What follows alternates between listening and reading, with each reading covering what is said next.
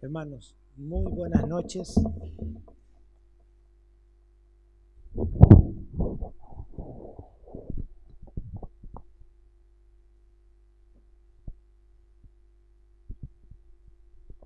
Gracias al Señor porque una vez más nos da la oportunidad de reunirnos y poder estar juntos, compartir la comunión, compartir la alabanza, la adoración y saber, hermano, que lo que más importa es Él. El enfoque tiene que estar en Él. Y a eso hemos venido a la casa del Señor. Realmente a celebrar de que Él es nuestro Dios, celebrar de que Él vive y por eso usted y yo vivimos. Celebrar de que realmente, recién decía el pastor Salvador, hoy es mi cumpleaños, pero ¿saben una cosa? Estoy un año más cerca del cielo. No sé cuándo será, puede ser muy pronto, puede ser muy lejos, pero estoy cada vez más cerca del Señor. Y cuando esté en la presencia del Señor, según este libro precioso, santo y sobrenatural, dice que no me separaré nunca más de Él. Eso es algo precioso. Bueno, ¿me permite? Voy a darle gracias al Señor y pedir su dirección. Amante Padre, te damos las gracias porque siempre tenemos motivos para alabarte, para celebrar, porque tú cada día haces cosas nuevas, Señor. Bendecimos tu nombre porque eres el autor de cosas extraordinarias, de las cuales muchas veces no las entendemos. Pero sabemos, Señor, que tú, oh Dios, estás operando y tratando en cada una de nuestras vidas para mostrarnos el camino, para moldear nuestras vidas y para decirnos continuamente, te estoy esperando. Gracias, Señor, por tu amor y por tu misericordia. Y en esta noche, Señor, permite abrir la palabra y poder expresarla a través de este mensaje, Señor, con libertad, con denuedo, con gozo, con sabiduría, sabiendo, Señor amado, que esta palabra es el mejor regalo que le has dado a nuestro corazón. Te alabamos y te bendecimos a ti. Señor, que en esta noche el Espíritu Santo pueda tener la libertad de hablar a cada uno de nosotros. En el nombre de Jesús te lo pedimos. Amén. Muy bien, mis hermanos. Realmente el tema del avivamiento es un tema muy apasionante, pero también es un tema desafiante, porque el pensar en avivamiento lo podemos pensar en el sentir de iglesia, en el sentir de la comunidad, en el sentir de la ciudad y del país.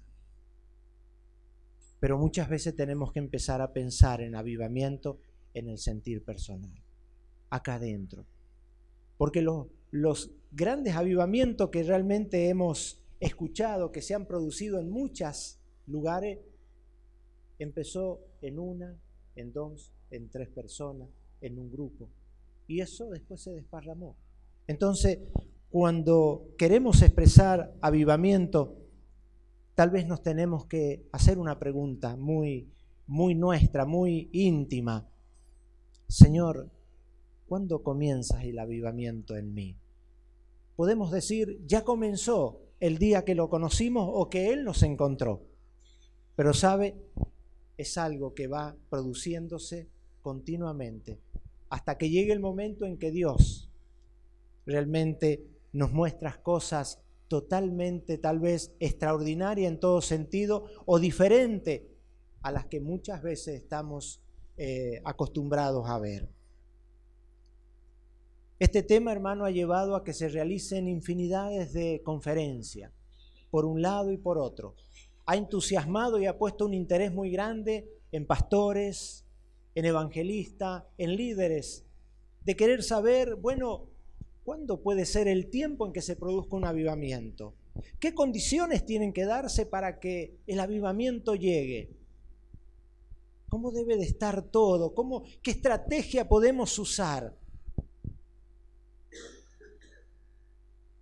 Y a veces, hermano, tenemos que realmente entender de que cuando hablamos de avivamiento, nosotros también nos podemos hacer preguntas como iglesia. Por ejemplo, ¿están dadas las condiciones hoy para que tengamos un avivamiento aquí?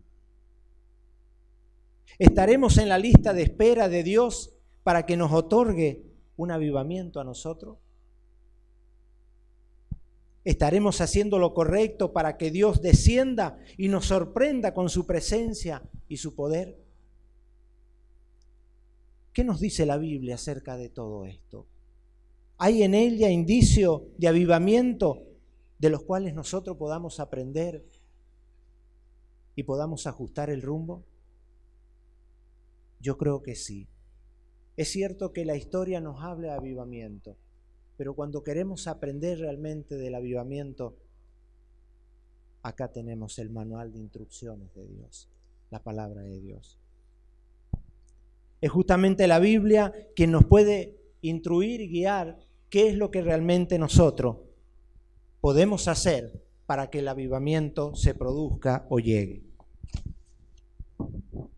Yo quisiera que veamos un avivamiento que se dio en el Antiguo Testamento, tal vez uno de los más notables. No quiero decir que fue el más importante porque hubieron algunos, pero uno de los más notables.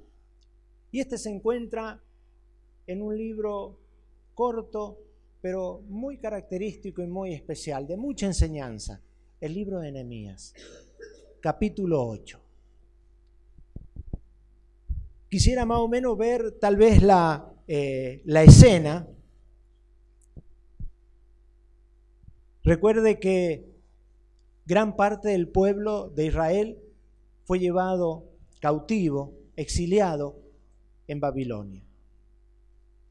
Estuvieron durante muchos años en ese lugar. Babilonia fue la nación conquistadora. Dentro de todo fue un pueblo cruel, un pueblo idólatra. Y sabe, los israelitas que vivieron allá durante muchos años no pudieron vivir la misma vida que vivieron en su propia tierra. Fueron restringidos en muchas cosas. A muchos de ellos se les cambiaron el nombre y le pusieron nombre tal vez que tenía relación a las divinidades a los cuales ellos adoraban. Pero, ¿sabe una cosa? Los israelitas cuando estuvieron allá, en Babilonia, pensaron mucho en todo lo que perdieron, en todo lo que tuvieron que dejar, en todo lo que tuvieron que renunciar. Pero ¿sabe una cosa? Ellos no dejaron de pensar que un día iban a volver e iban a tratar de recuperar aquello que perdieron un día. Pero al volver a Judá y a Jerusalén, llegaron pensando en lo que perdieron y que anhelaban recuperar. Yo creo que el Espíritu Santo estuvo trabajando en el corazón de la gran mayoría de ellos. ¿Sabe por qué? Porque cuando ellos llegan a Jerusalén, llegan a Judá, una de las primeras cosas que piden, no quiero expresarlo así, pero como que lo pidieron a grito, fue conducirse hasta Esdras, que era el escriba, y le dijeron: queremos que nos leas el libro de la ley. Mire, fue exactamente ese pedido. Cuando ellos cuando pisan su tierra y después de seguramente poco tiempo, buscaron la manera de reunirse con Esdras y le dijeron: Esdras, anda y trae el libro de la ley y queremos que nos leas a nosotros. Necesitamos que lo hagas. Y acá empieza, en cierta manera, algunas evidencias de lo que sucede antes de que un avivamiento venga. Habíamos dicho que esto está en el capítulo 8. La primera evidencia la tenemos entre el verso 1 y 5. Yo quisiera que usted vaya siguiendo la lectura. Si alguien tal vez no tiene una Biblia, por favor, hermanos, acérquense y compartan con quien necesite también tenerla para leerla. Mire lo que dice. Viniendo el mes séptimo, los hijos de Israel estaban en sus ciudades, y se juntó todo el pueblo como un solo hombre en la plaza que está delante de la puerta de las aguas. Y dijeron a Esdras, el escriba, que trajese el libro de la ley de Moisés, la cual Jehová había dado a Israel.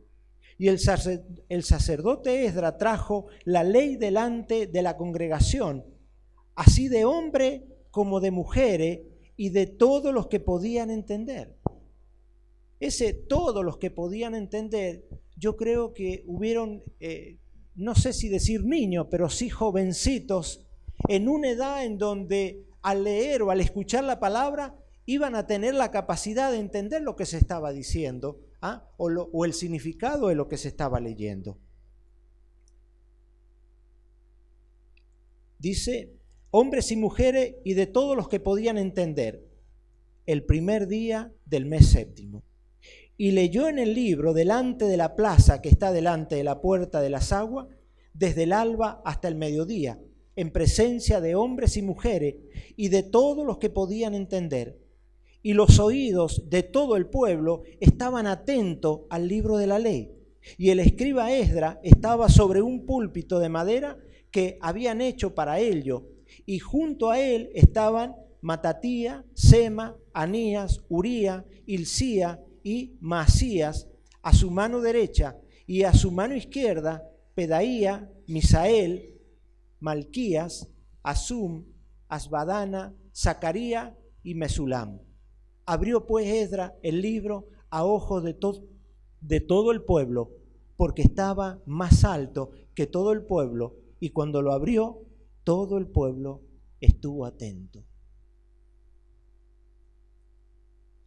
¿Cuál es la primera evidencia que vemos de algo que precede a un avivamiento? La primera evidencia la podemos ver en estos primeros 5 versículos. Obviamente, la actitud de estos hombres, mujeres, y por qué no decir jovencitos o niños en edad de entender, era un clamor en su corazón por decirle a Esdras, tráenos la palabra de verdad, porque la queremos escuchar. Era hambre de Dios. Era hambre por la palabra de Dios. Era el deseo realmente de llenarse de la palabra, de volverla a escuchar, de volverla a permitir que no solo entre por los oídos, sino que realmente vaya interiorizándose en la vida de cada uno, hablando de una manera muy íntima y muy personal. Sí, hermanos, estas personas no solamente tenían el deseo de oírla, tenían el deseo de obedecerla. ¿Saben por qué? Porque realmente el no haberla obedecido fue lo que les llevó al exilio. Cuando la palabra es dejada de lado, cuando la palabra no es reconocida como tal, lo único hacia donde nos dirigimos es a problemas. Solamente problemas. Estuvieron nada más y nada menos que 6 horas escuchando la palabra. 6 horas. Ahí continuamente escuchando la lectura de la palabra, escuchando lo que Dios tenía que decirle a cada uno de sus corazones, escuchando la palabra atento y reconociendo que la causa de su sufrimiento era su propia terquedad y rebeldía. La prueba más segura de avivamiento es un deseo profundo por la palabra de Dios. Es imposible decir yo amo a Dios y no amar su palabra. Es imposible decir yo amo a Dios y no obedecer la palabra. Jesucristo dijo, si me amáis, guardad mis mandamientos. Es imposible decir que amo a Dios, pero cuando tengo que tomar decisiones, no tomo en cuenta el consejo de la palabra. Es imposible. La palabra tiene que estar tan profundamente arraigada en nuestros corazones, cosa que en cualquier aspecto de nuestra vida, ella debe de tener una influencia primordial sobre nuestros actos, pensamientos, palabras, acciones, decisiones, intereses, prioridades. Dios ha dicho con toda claridad, todo aquel que ama su palabra y obedece, le muestra un gran amor a Él, un gran amor a Dios. Pero sabemos, hermano, de que Dios es Dios de oportunidades. Y estas personas en un tiempo no hicieron lo que la palabra les había dicho. Pero cuando regresaron del exilio, se dieron cuenta que lo que más necesitaban en sus vidas era la palabra morando en sus corazones. Hermano, ¿estás permitiendo que la palabra more en abundancia en tu corazón? ¿Estás apreciando la palabra de una manera tan valiosa al punto de que muchas otras cosas perdieron valor porque la palabra está ocupando el primer lugar en tu corazón? Vamos a ver la segunda evidencia. Para eso vamos a leer verso 6 al 9.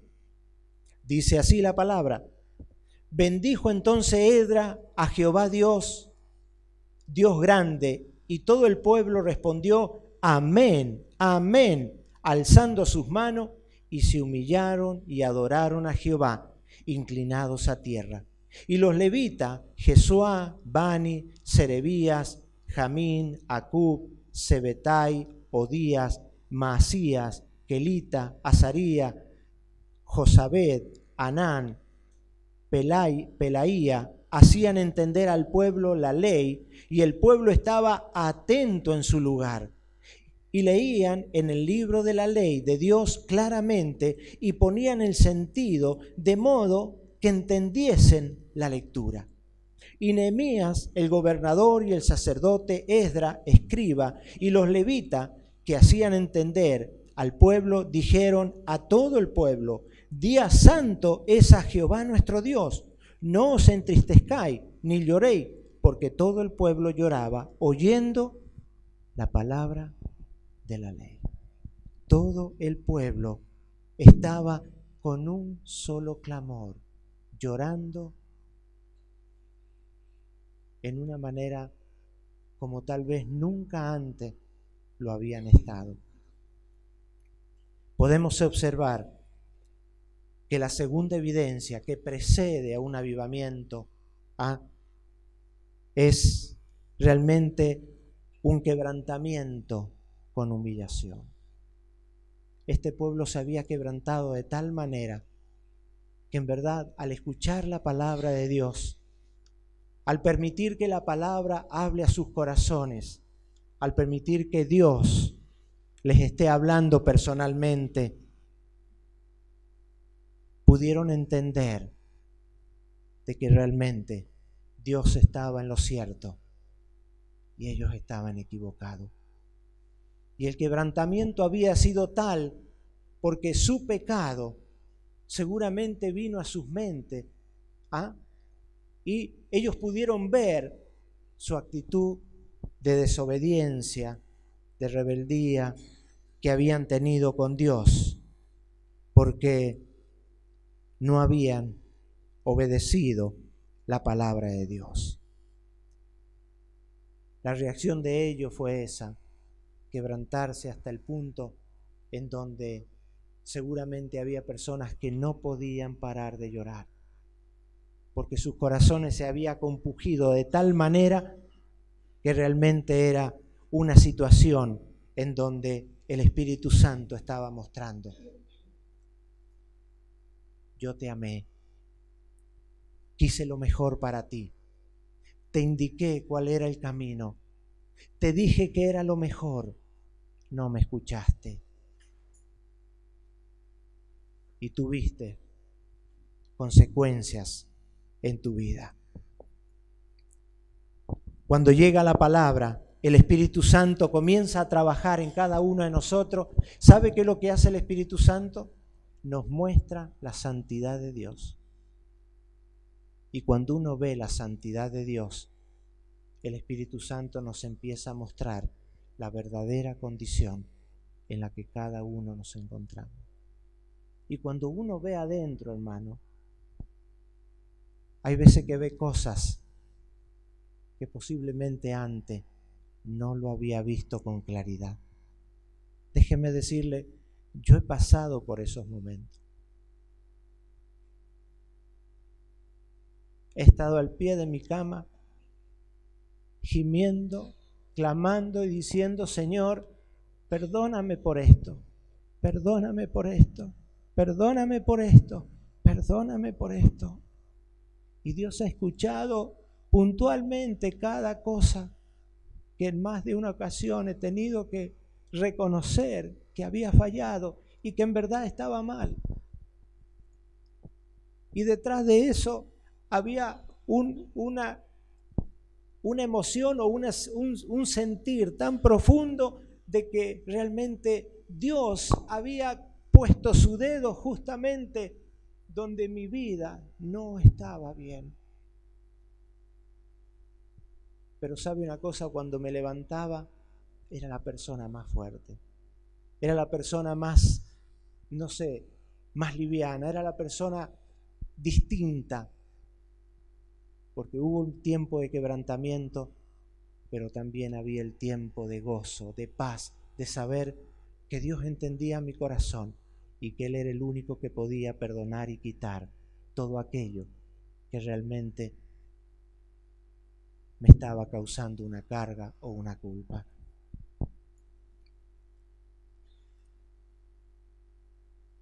El Espíritu Santo realmente trajo a la mente de cada uno de ellos las innumerables veces que ellos desobedecieron. Y esto causó un gran dolor y sufrimiento. Porque realmente el dolor fue como persona, como familia y como pueblo. Porque no solamente es afectada a una sola persona, muchas veces lo que alguien hace puede afectar a su círculo más inmediato y puede afectar a un grupo más grande. Pero sabe una cosa, un avivamiento personal comienza cuando estamos dispuestos a honrar a Dios honrando su palabra. Hermano, en el nombre del Señor Jesucristo yo le pido, honre a Dios honrando la palabra de Dios. Y Dios no va a ser injusto. Él no se va a olvidar y va a bendecir su vida en una manera realmente como usted tal vez no lo imagina. ¿Sabe? A veces me he puesto a pensar porque me gustan ver las películas de caballos, de jinetes, de competencia. Pero aquel caballo que un día se convierte en un caballo ganador, que viene tal vez de una casta de pura sangre, primero tuvo que estar en el corral y tuvo que ser domado. Tal vez ese caballo tenía una potencia extraordinaria, tenía realmente, pero un talento nato en sí para poder correr carreras y ganarlas tal vez por largo. Pero si no se domaba la voluntad de ese caballo, no solamente corría el riesgo de hacerse daño a sí mismo, sino de hacer daño a los que estaban a su alrededor. Y el domador tiene que empezar a trabajar para quebrantar su voluntad rebelde hasta convertirlo en un caballo que sea obediente al escuchar. Y cuando el domador consigue eso, no solamente ha podido realmente prepararlo en lo que es la habilidad del caballo para poder desarrollar la velocidad, sino que también ha logrado desarrollar un carácter en el caballo de tal manera que sea dócil a la voz del jinete. ¿Sabe qué, hermano? No quiero ser malentendido, pero muchas veces Dios tiene que domar nuestro carácter. Usted y yo podemos tener talentos extraordinarios, pero si esos talentos no están bajo el carácter suyo, un carácter dócil delante de Dios, no va a ser de bendición. Pero cuando usted se somete a Dios y cuando el quebrantamiento de Dios viene a su vida y le muestra que es Dios el que lo quiere usar, que es Dios el que quiere lograr muchas cosas a través de su vida, Él le va a mostrar que antes de desarrollar su talento, su don, Él tiene que formar su carácter para que su talento, sus dones estén debajo de un carácter que realmente usted va a ser, sobre todo, obediente y sumiso a la voz de Dios. Cuando el jinete se sube en el caballo para comenzar la carrera, ese caballo va a escuchar muchas voces, pero ¿sabe a cuál va a obedecer? Va a obedecer a una sola voz, a la voz del jinete. A veces Dios nos dice, mira, en el mundo vas a escuchar muchas opiniones, pero solamente guíate por mi voz. Cuando te guíes por mi voz, vas a ir en el camino correcto y vas a poder ser un campeón, un ganador. ¿Usted se ha dado cuenta de algo en los caballos? Digo, si usted ha tenido la oportunidad. Cuando el caballo ya está domado, la persona que ha estado tratando con el caballo le tira la rienda y el caballo se queda quieto. No se mueve. La persona llega al caballo, se sube, lo monta, lo anda, pero solo con tener la rienda encima, el caballo se queda quieto, sumiso, se para y no se mueve. A veces Dios está formando nuestra vida y quiere poner sus riendas sobre nosotros,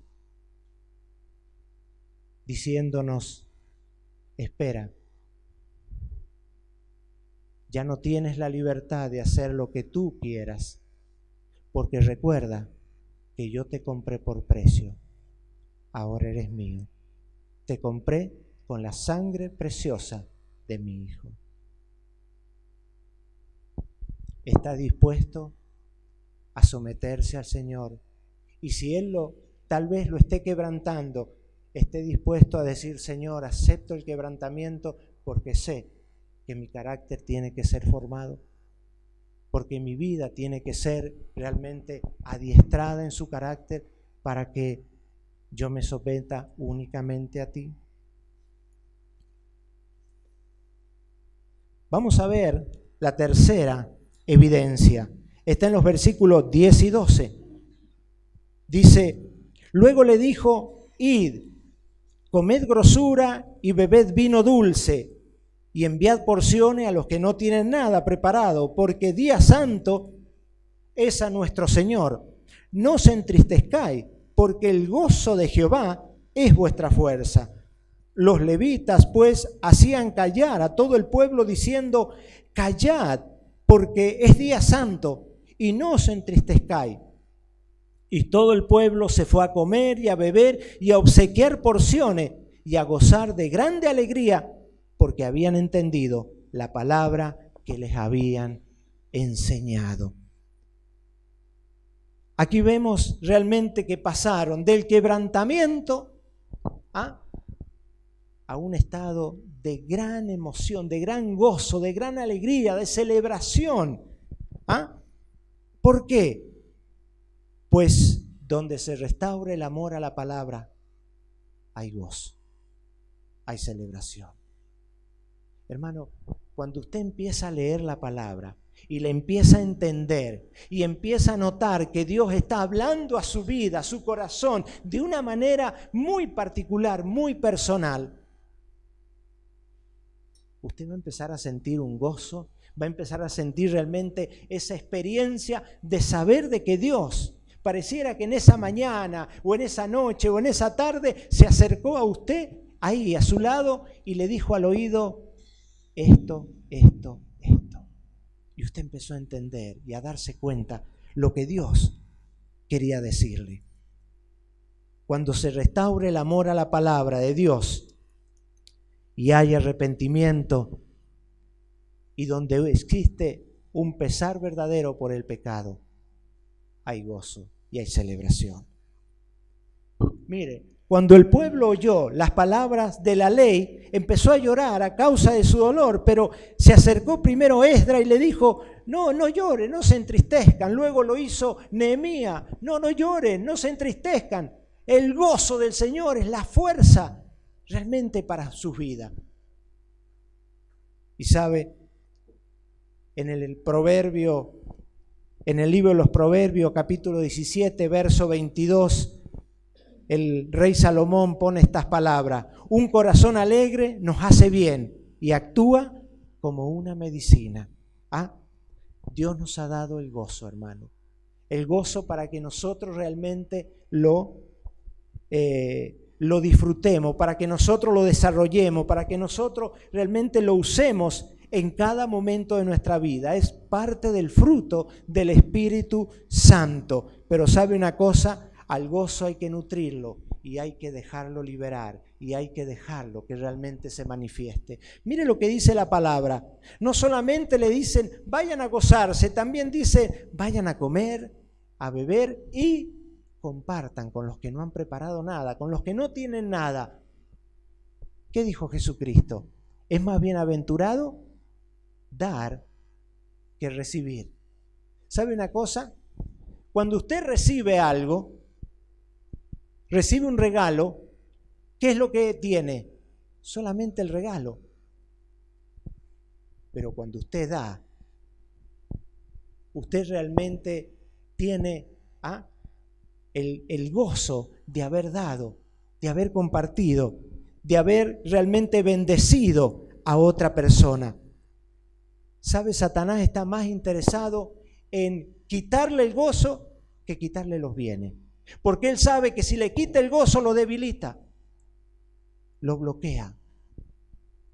Y muchas veces el gozo, tal vez Satanás intenta quitarlo cuando va la ama de casa y dice, no me anda la lavarropa. O el hombre va a arrancar el auto, no me encendió el auto. Y uno se siente mal y tal vez se enoja y tal vez reniega.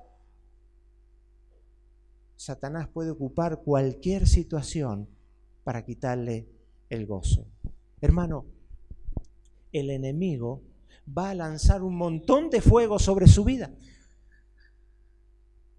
Pero usted no tiene que ocupar todo el tiempo o distraerse tratando de apagar los fuegos que el enemigo lanza sobre su vida.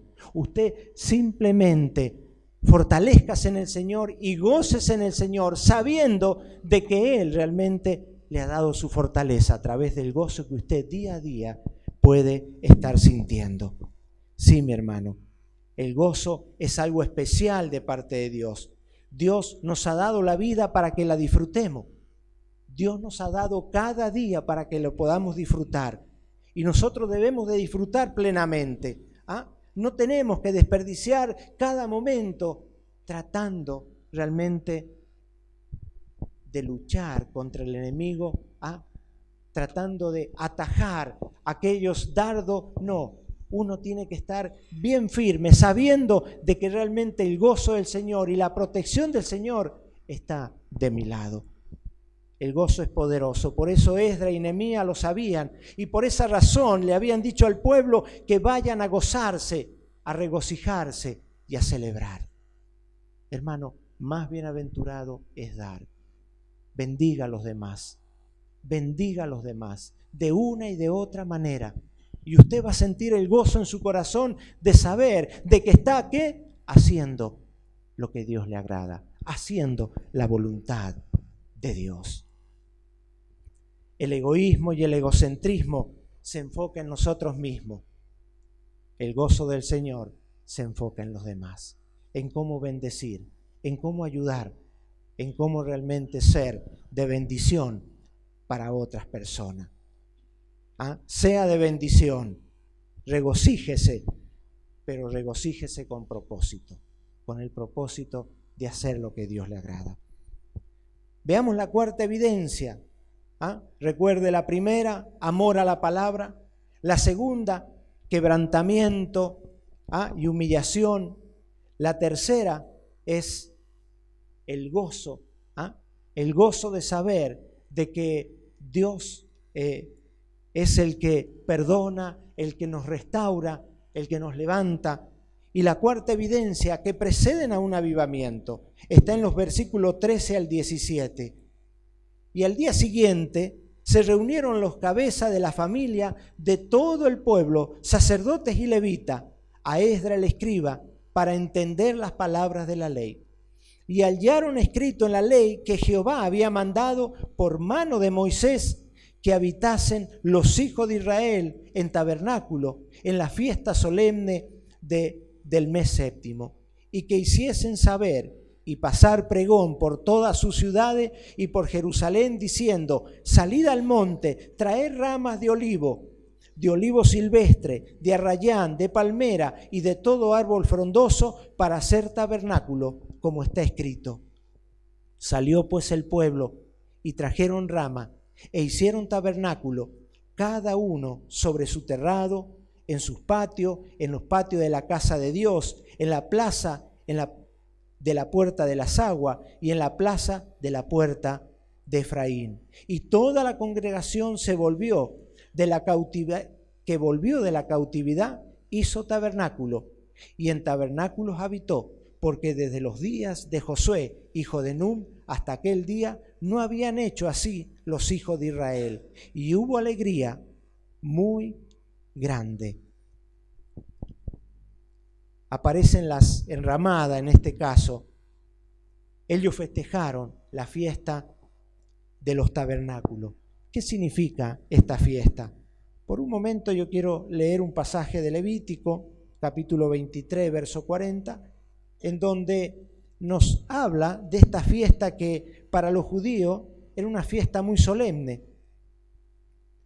Dice: y tomaréis el primer día ramas con fruto de árbol hermoso, ramas de palmera, ramas de árboles frondosos, sauce de los arroyos, y os regocijaréis delante de Jehová vuestro Dios por 7 días, y le haréis fiesta a Jehová por 7 días cada año.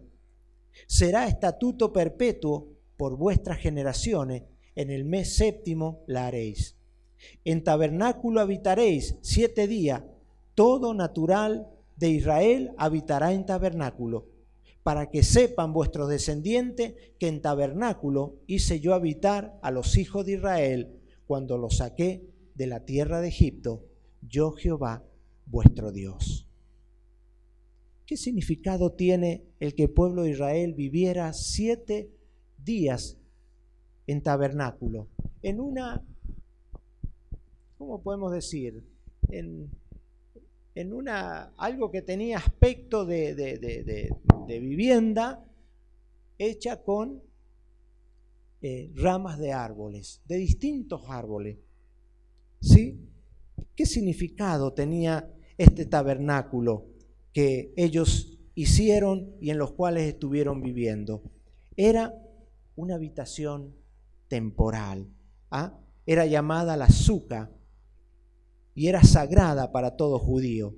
Se construía, como dice el pasaje, de diferentes tipos de ramas de árboles, y vivían durante 7 días, viendo cómo se envejecían las hojas. Y el vivir en las enramadas significaba que solo estaban de paso sobre esta tierra. Muchas veces, tal vez, nos aferramos mucho a las bendiciones de Dios, que Dios nos ha dado, y a veces como que tomamos como que realmente eso nos hace ser más parte de este mundo, más parte de esta tierra, más parte de este lugar. Pero Dios quería que su pueblo entendiera que en realidad el estar en este mundo era algo pasajero, temporal. Somos extranjeros y peregrinos. En otras palabras, Dios nos dice, no se acomoden a este mundo, porque no son de este mundo. Un día tendrán que salir de él, y no importa cuánto lograron, no importa cuánto consiguieron, no importa cuánto recibieron, todo lo tendrán que dejar. Porque dice la palabra, desnudo entramos a este mundo y desnudo nos vamos a tener que ir. Ese era el mensaje de Dios, no solo para este remanente, sino para el pueblo de Israel, pero también lo es para nosotros. No nos aferremos a las cosas de este mundo. Por la gracia de Dios y porque Dios ha bendecido, Dios puede darnos muchas cosas. Pero recuerde, debemos de usarla de tal manera que esas personas, que esas bendiciones o esas posesiones no nos dominen a nosotros estar sobre ellas y estar tan desprendido que si tengo que dejarlas mañana se quedan acá y yo parto con el Señor, si así es su voluntad.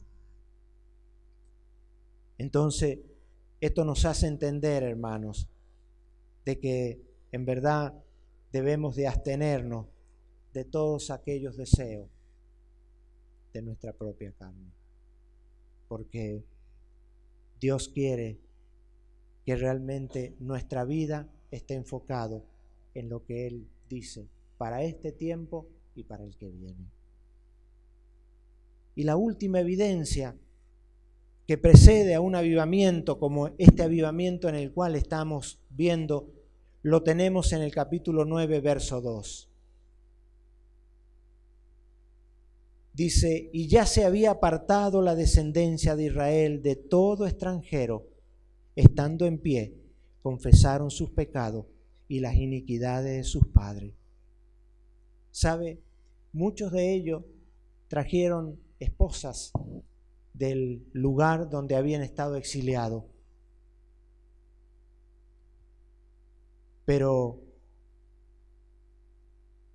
la palabra de Dios les volvió a decir que no era la persona que Dios quería para ellos. Y qué importante es que nosotros tomemos en cuenta, para todos los que ya son casados, Dios los ha bendecido con su esposa, con su esposo, y usted ha formado un hogar, una familia, y realmente Dios seguramente ha traído felicidad, gozo, satisfacción en muchas formas diferentes. Pero para ti, hermano o hermana, que todavía no has formado una familia, este pasaje nos habla un poquito para pensar, cuando forme mi hogar, ¿a quién voy a escoger? ¿A una hija de Dios o a una hija del diablo? Porque recuerda que si tú escoges a una hija del diablo o a un hijo del diablo, lo vas a tener al diablo por suegro y vas a tener que soportar durante, vaya a saber, largo tiempo. Si estás a punto de formar una familia, piensa muy bien. Dios dice, no te unas en yugo desigual. Escoge bien. Escoge al hombre o a la mujer que Dios pone para ti. Muchas veces apuradamente uno puede salir a buscar porque cree que necesita y porque lo tengo que tener ya. Pero muchas veces cuando salimos a buscar, posiblemente nos equivocamos.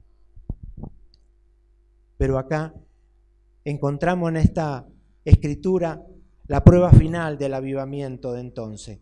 Ellos decidieron la separación completa del mundo. Decidieron dejar de lado todo lo que les contaminaba para continuar asidos del Señor. Y esto es para todos. ¿Hay algo de este mundo que te está distrayendo del camino del Señor? ¿Hay algo de este mundo que realmente te ha abrazado y pareciera que no te puedes zafar de esa situación, de esa persona o de ese compromiso?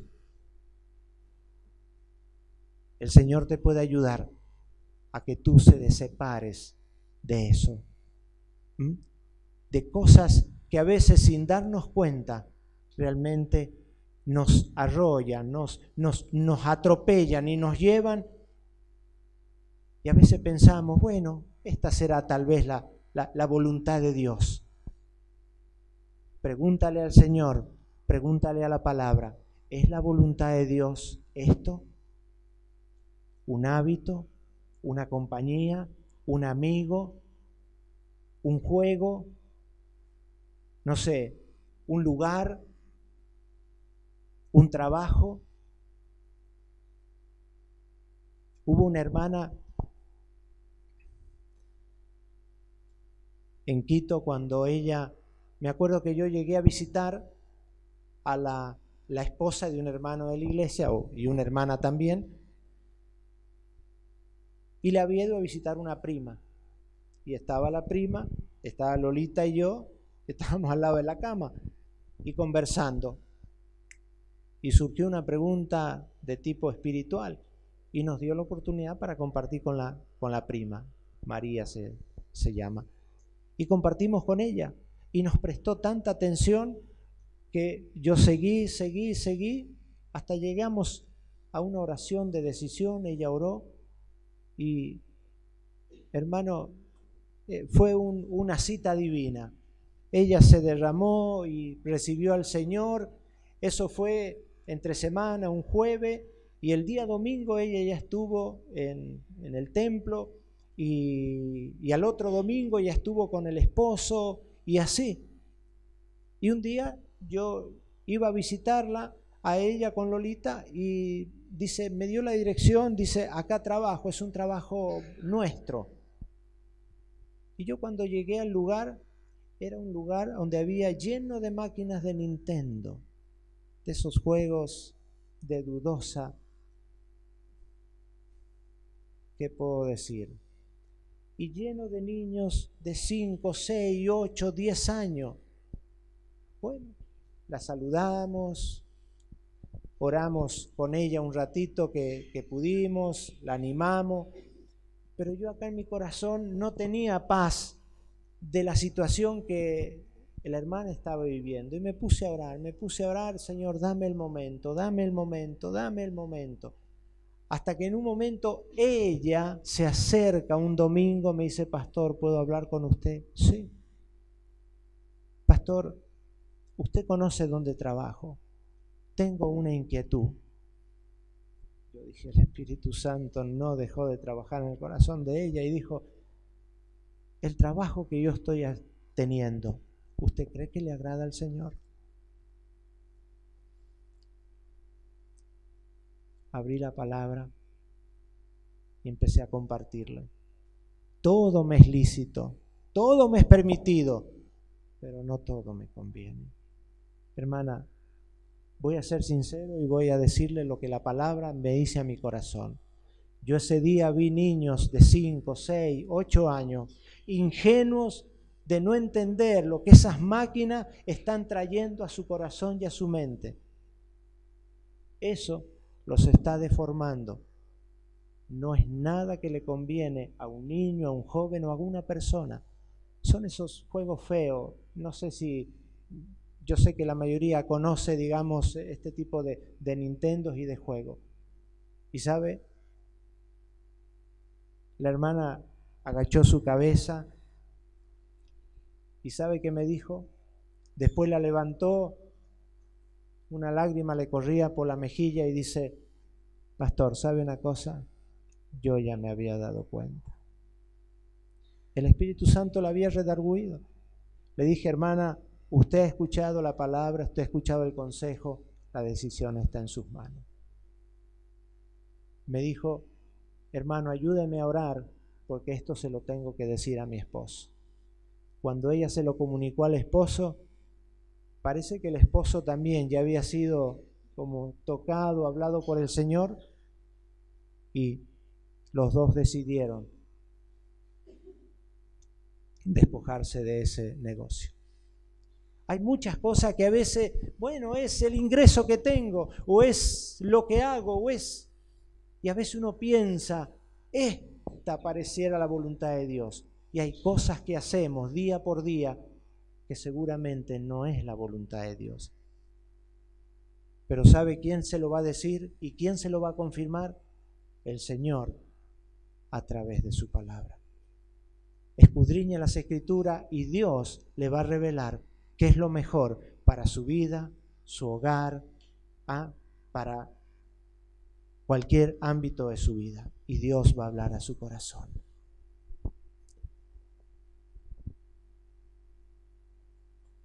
Hemos dicho de que un hambre por Dios y por la palabra precede un avivamiento.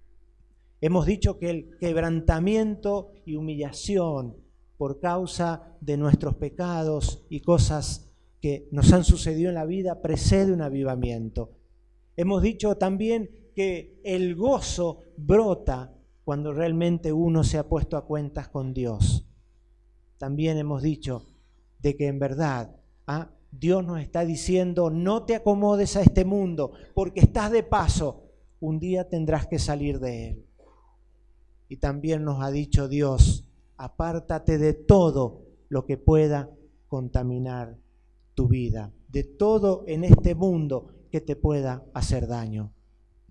Hermanos, Dios está dispuesto a traer avivamiento, no solo a tu vida, sino a la iglesia entera y aún a la comunidad. El avivamiento es parte del plan de Dios. En el Nuevo Testamento leemos en un solo pasaje la palabra aviva, no avivamiento, aviva. Pero ¿sabe una cosa? Cuando Jesús dijo que aquel que creyera en Él y caminara con Él viviría una vida abundante, eso es avivamiento. Pablo dijo que aquellos que realmente estaban dispuestos a poner su vida en las manos del Señor iban a vivir continuamente en la gracia, eso es avivamiento. La mayoría de las personas que se acercaron a Jesús y que se postraron a sus pies habían escuchado su palabra y al adorarlo se habían dado cuenta de que Jesús era la fuente de todo cambio, de todo avivamiento en la vida del ser humano.